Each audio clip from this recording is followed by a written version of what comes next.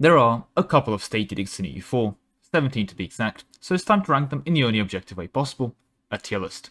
Before we begin, a quick round of disclaimers. As always, MP and single player are looked at, you know the drill, and in both cases I'm assuming you're trying to play optimally, since if we are not assuming optimal play, well, the tier lists don't matter, because nothing is better or worse than what you do. With that said, if there is a massive discrepancy between single player and multiplayer, I will naturally talk about it. Otherwise, availability is a factor too, but if it's something like a nation-based availability, such as France having access to a state edict, then I will not be considering as part of the assessment because either you have access to it or you don't, regardless of the time.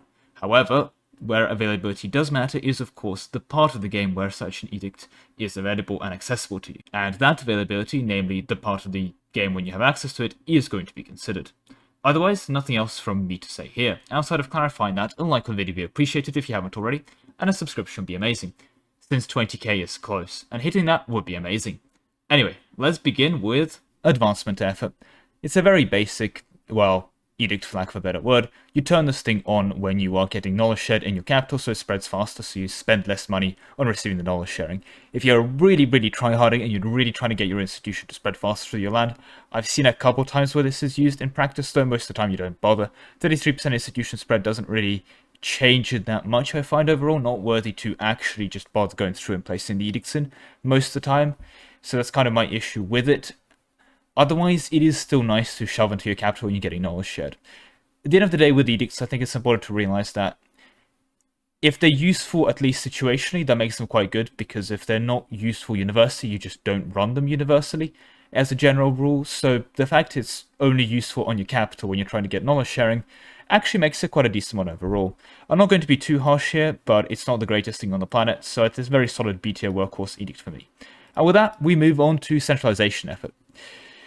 It's only 0.03 monthly autonomy change. It doesn't offset debuffs from low crown land and other things. There are a couple times that come to memory of me actually using this, and it tends to involve a mission that requires a certain percentage of autonomy to be low to complete conditions. For vanilla, for example, that is the Mugles. I believe maybe they have it in the new updated Mugle mission tree. I'm not sure though, but they definitely had it in the old Mughal missions where you had to have low autonomy in some of the northern Indian areas to get some further progress in missions, and I remember using centralization effort onto those provinces. Otherwise, centralization effort can kind of be overachieved, as it were, by just going to decrease autonomy by minus 10. It does take a while though, and that does generate unrest, but it kind of just does that. So because I tended to go decrease autonomy before I go decrease monthly autonomy change, I tend to not really use centralization effort. It is technically there for when you need it, but when you do need it, 0.03 is such a pathetic amount, it's frankly quite sad. So I tend to not even utilize that as much as I guess should be. If this was 0.1, it would be a bit more considered, but it's quite a sad amount of monthly autonomy change as well, so a lot of the time it's just not worth running it financially. You're better off waiting for the autonomy to just tick down, or if it's not ticking down, ticking up, you're better off taking the rebel hit, is the honest answer there. So unless you're really desperately trying to get autonomy down for a mission, you're pretty much not using it, and when you are desperately get autonomy down for a mission, this isn't helping you much. So it's technically doable, it's technically usable, but not great. It's going to go into C tier, and it'll be the end of that. With that said, though, we move on to the Defensive Edict. It gives you 33% local defensiveness. It is absolutely amazing in single player for trying to win siege races. It's absolutely amazing for trying to get to provinces before rebels siege them out. It is, frankly, very useful. 33% defensiveness is a disproportionately large amount compared to the effects of, say, minus 0.3 monthly autonomy change. So that is just really good, really good. The fact the AI doesn't use it lets you kind of get away with a lot of the siege races. And in multiplayer, you absolutely want to be slapping this thing on anywhere you're fighting defensively, because you want to be able to just maintain that excess 33% local defensiveness and force your enemies to bleed out on you. It's great in multiplayer, it's great in single player, it's just an amazing workhorse edict. It is the definition of the S tier, so it's going to be going into S tier and it's going to be happy. With that though, we move on to the Encourage Development Edict. Now, if this was a purely single player tier list, I'll probably be considering it as just an A tier edict, because it is really good when you desperately need to dev an institution. But you don't even dev institutions most games. It's just really strong in these very niche situations when you're deving institutions. In multiplayer, though, it is so mandatory to be running the local dev cost edict, and in fact, a lot of the micro-intensity of multiplayer is basically just bothering to slap the edict on whenever you're deving, that a lot of mods like MRM or other MP mods, what they actually do is they give you minus 10% local dev cost onto cores, So cause, if you have a province called, gets minus 10 dev cost, and remove the edict. So they're basically just saying, you're good enough to run the edict, we're not going to make you do this micro. It is so ubiquitous in multiplayer because it is so crucial for any kind of dev building around that.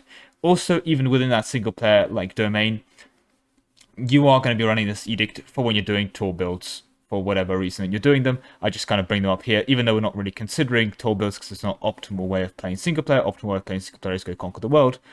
I still have to kind of mention them in this regard. I think encourage development within its own is probably the most ubiquitous edict, and it is incredibly powerful in multiplayer to the point of being added to core provinces as a modifier. And in single player, it is still insanely helpful for the niche time when you're trying to dev institutions. And even when you're not doing that, it can be useful for deving for a mission or things like that as well. Like, it's ridiculously good for when it's needed. The only reason I'll be ever considering it into A, for example, would be in single player. If we're looking at a pure single player tier list, where I have to say, okay, other things can be better. Unfortunately, with every other factor contributed, it is another top of S tier State Edict. With that, though, we move on to Feudal de jure law. Now, you need to get this in the Age of Discovery, and when you slap this onto a state, you get -5 unrest. That is actually really good, and I think is almost underrated as a tier 1, well, a Renaissance Splendor ability. My main issue with the Feudal de jure law edict is that it is a Splendor ability to activate it. And Splendor in the early game has a lot of things you want to be spending it on, from manpower, from decreasing the AE that you get by -10% in the early thing to getting claims bordering claims and so many other really useful things you can get into the Renaissance Splendor buffs. And so you kind of have to go out of your way to commit 800 Splendor to Feudal de jure law. Now, if this was like a later on Age of, like, say, Absolutism edict, and you really wanted to use it, by the Age of Absolutism, if you really want to be using this edict early, you can kind of plan around that and get things that give you monthly Splendor increases so you can get it faster, or at least plan around that a bit more. In the Renaissance, there's not a lot that give you Splendor buffs, and even for the things that do exist, it is the start of the game, you haven't had time to grab them. So you're basically just not set up to really get the Feudal de jure law like edict around for a while. Where this is useful is that if you have a province on like 3 or 4 unrest, you can prevent an uprising. And if you prevent an uprising of, say, 30k men, you've just saved yourself at least 15k manpower from actually fighting the thing. So in essence, this can save you like 15k manpower, 20k manpower in some situations. It can also make bigger like revolts smaller and hence disproportionately easier to deal with. Like a 40k revolt is significantly more dangerous than a 20k revolt. However, because the size of your revolt is based on the amount of provinces joining, if there are a couple of provinces on 3% unrest and a couple of provinces on like 30 unrest, being able to knock them out of this unrest with the Feudal de jure edict can genuinely just decrease that revolt by quite a significant amount. And it also works really well with the suppression of your troops because you can suppress by up to -5 unrest by just moving your troops around. So combined with that thing, you can get -10 unrest, and that can really cripple a lot of revolts early on, especially if you're not expanding that quickly. Now, personally, I've had limitations with actual use of this edict because I tend to value the other things from the Splendor abilities a lot more than I value -5 unrest, and I tend to be expanding so quickly that my provinces tend to be on like 30 unrest, especially since I'm decreasing autonomy. So personally, I have to say I've not found the most use for this edict. And I think it's really been held back by the fact it's a Splendor ability. However, it's still crawling itself back, and I would say that it's going to crawl itself back into B tier simply because of its utility that it offers for when you do actually use it. It can save you quite a bit of burst manpower when it is used. And with that, though, we move on to the Edict of Absolutism. The Edict of Resistance to Reformation. Now, I did kind of gloss over this one. That's because, frankly, this edict should be glossed over. It's pretty much useless. It doesn't really do what you want it to do. It's a cosmetic edict, frankly. And if you want to fight the Reformation, go fight the Reformation by getting rid of the centers. The resistance to Reformation does absolutely nothing. This is cosmetic. This is what you activate if you have too much money and too much Splendor, and you want to spend money on state maintenance. So, have fun with it. It's frankly useless. And so we can finally move on to the edict that we actually care about, the Edict of Absolutism, -0.25 monthly devastation.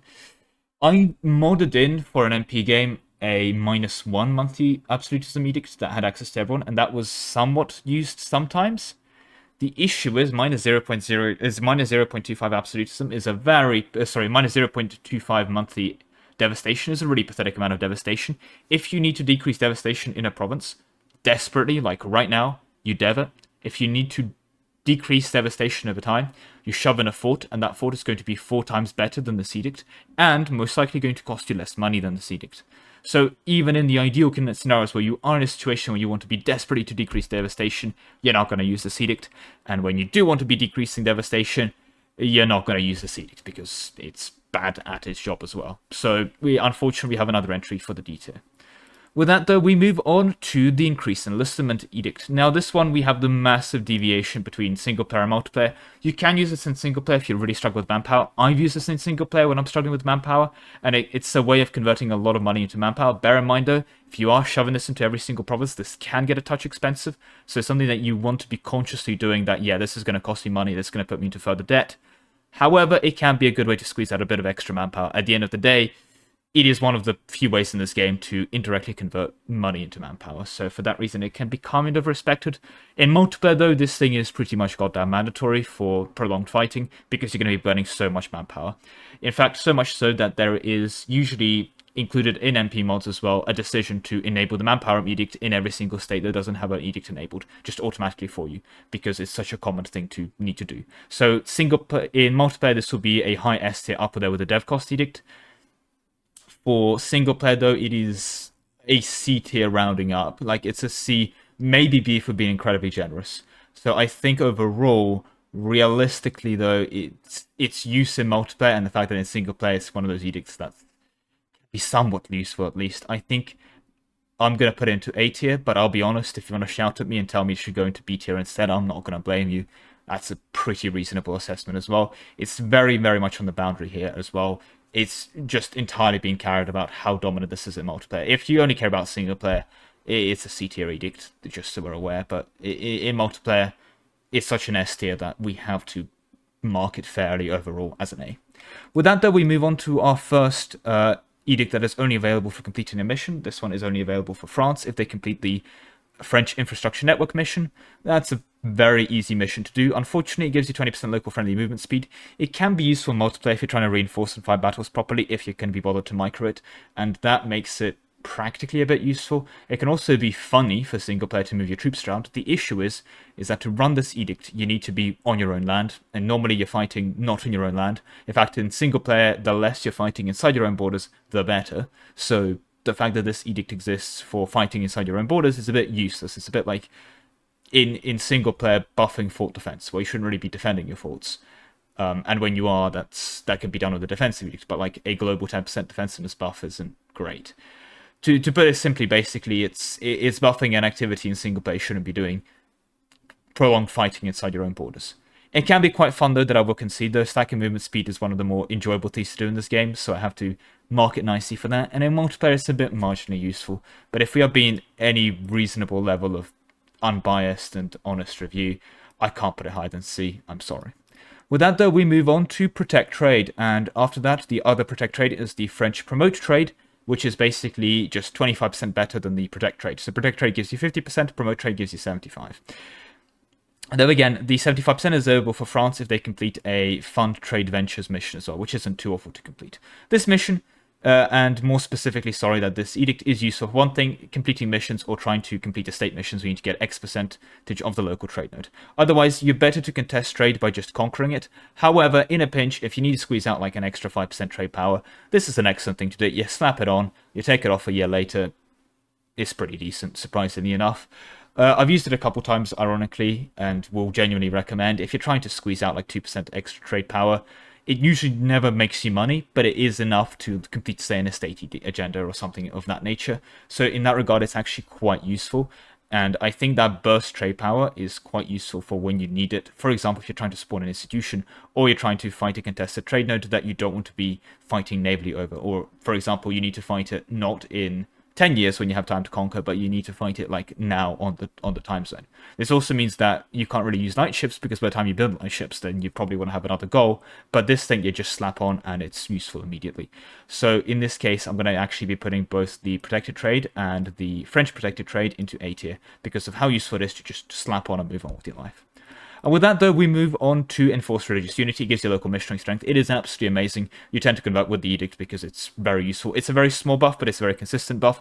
It helps you convert, and any extra missionary strength buff you get is significantly more helpful the more of them you have, because they significantly help the speed of conversion. This is just good. You want to be running this.